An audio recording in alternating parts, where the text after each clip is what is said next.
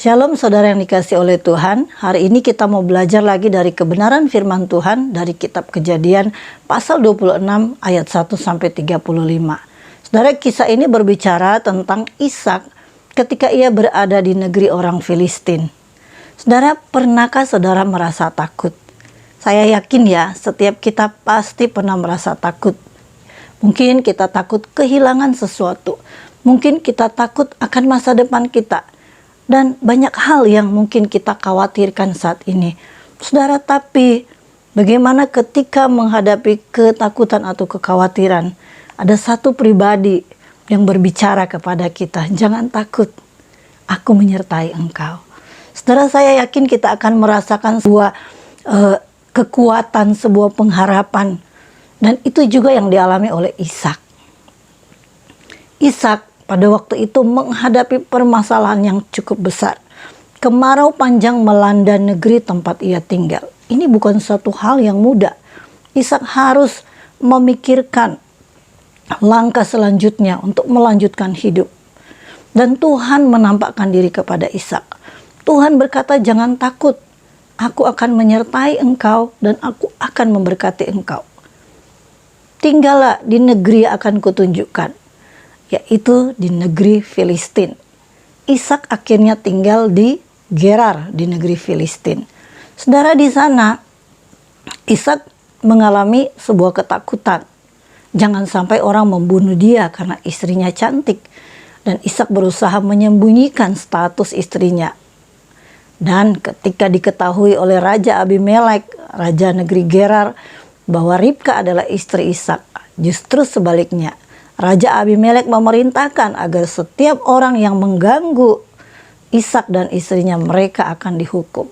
Saudara, Tuhan menjamin pemeliharaan dan kehidupan yang aman bagi Ishak dan istrinya di negeri Filistin. Nah, pemeliharaan Tuhan, penyertaan Tuhan sangat sempurna. Di sana, di negeri yang asing, Ishak diberkati oleh Tuhan. Dia menanam dan Tuhan memberkati 100 kali lipat hasil panennya. Dia juga memperoleh kambing, domba, sapi yang banyak. Dan dia menjadi sangat kaya raya. Saudara, Ishak diberkati. Ya, Tuhan mencukupkan seluruh kebutuhan hidupnya. Nah, pada waktu itu orang-orang Filistin cemburu dengan keberhasilan Ishak. Dan mereka mengusir Ishak. Dan Ishak harus berpindah ke lembah Gerar. Saudara, tidak ada kehidupan yang mulus dihadapi oleh Ishak sekalipun Tuhan berjanji akan menyertai. Ishak menghadapi pergumulan demi pergumulan. Ketika Ishak pindah ke lembah Gerar, dia menggali kembali sumur-sumur yang pernah digali oleh Abraham ayahnya. Tentu untuk memenuhi kebutuhan mereka. Dan sumur-sumur itu mengeluarkan air yang banyak. Dan itu menyebabkan orang-orang Filistin ingin merebut sumur-sumur itu. Ishak harus berpindah lagi, menggali sumur yang lain. Ketika mendapatkan air yang banyak, orang Filistin juga ingin mengambilnya. So, Ishak harus berpindah. So, ini bukan sebuah kehidupan yang mulus dan menyenangkan. Di mana janji Tuhan? Ketika Ishak menghadapi hal itu, Tuhan sekali lagi menampakkan diri. Tuhan berkata, jangan takut, aku menyertai engkau. Saudara, inilah kekuatan yang dimiliki oleh Ishak. Janji Tuhan, aku menyertai engkau. Dan pada waktu itu, Ishak tidak menyangka. Raja Abimelek datang menemui Ishak dan ingin mengikat perjanjian damai dengan Ishak. Saudara, Ishak tentu ya mengalami banyak hal pasang surut dalam hidupnya. Tidak ada yang mulus ya. Banyak pergumulan, tantangan yang dihadapi. Tapi janji Tuhan itu nyata. Tuhan berkata, jangan takut, aku menyertai engkau. Dan itu yang dialami oleh Ishak. Saudara, mungkin kita juga sedang menghadapi pergumulan-pergumulan, ketakutan-ketakutan. Mari kita mau belajar percaya pada janji Tuhan.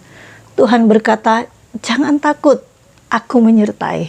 Saudara, kita pegang janji Tuhan. Kita percaya janji Tuhan. Tuhan menyertai kita. Kita hanya bisa bersandar dan percaya.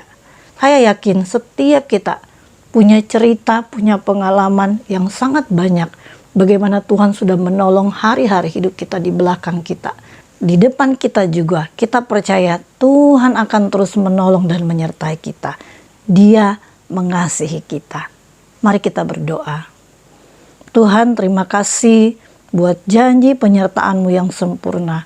Kami tahu dalam setiap pergumulan hidup kami hanya punya Engkau, Allah yang Maha Tahu, Allah yang Maha mengenal keberadaan kami, dan Allah yang tidak akan pernah meninggalkan kami. Tuhan, kami berserah penuh hanya kepadamu.